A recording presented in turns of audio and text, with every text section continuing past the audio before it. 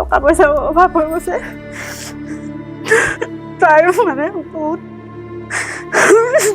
তাই নোৱাৰা হৈছে খোজ কাঢ়িব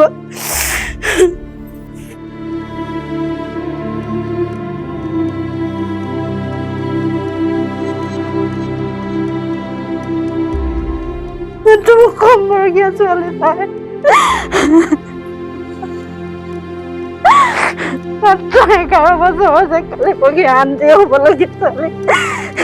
ফুলি মেলি অৱস্থাতে বিচনাৰ পৰা উঠিব নোৱাৰা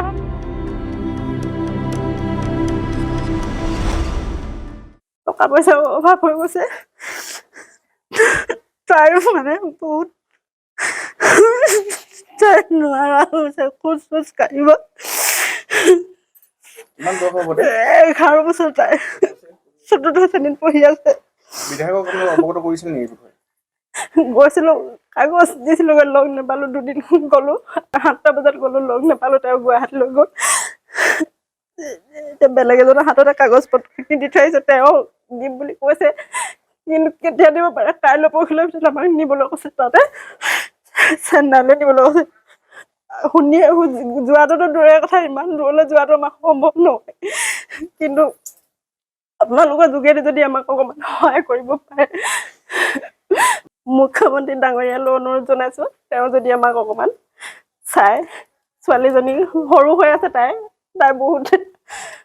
মই নোৱাৰিছো ক'বলৈ আৰু নোলাইছে মোৰ মুখত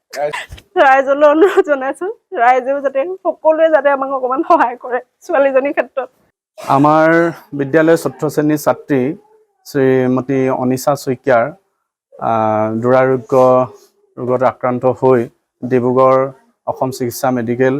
তথা গুৱাহাটী চিকিৎসা মহাবিদ্যালয়ত চিকিৎসাধীন কৰি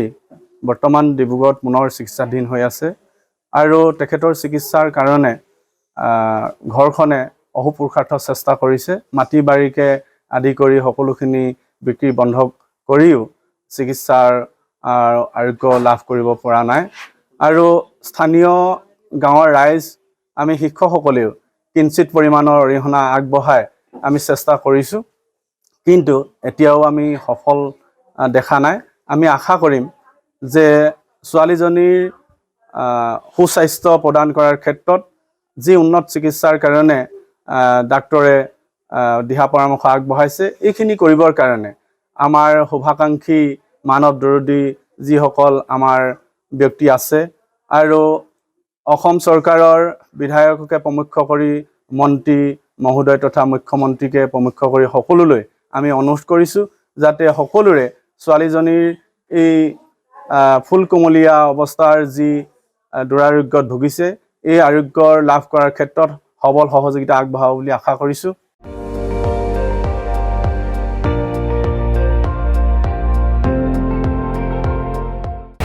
আপুনি চাই আছে ND24 সৰ্বশ্ৰেষ্ঠ নহয় সৰ্বোত্তমৰ দৌৰত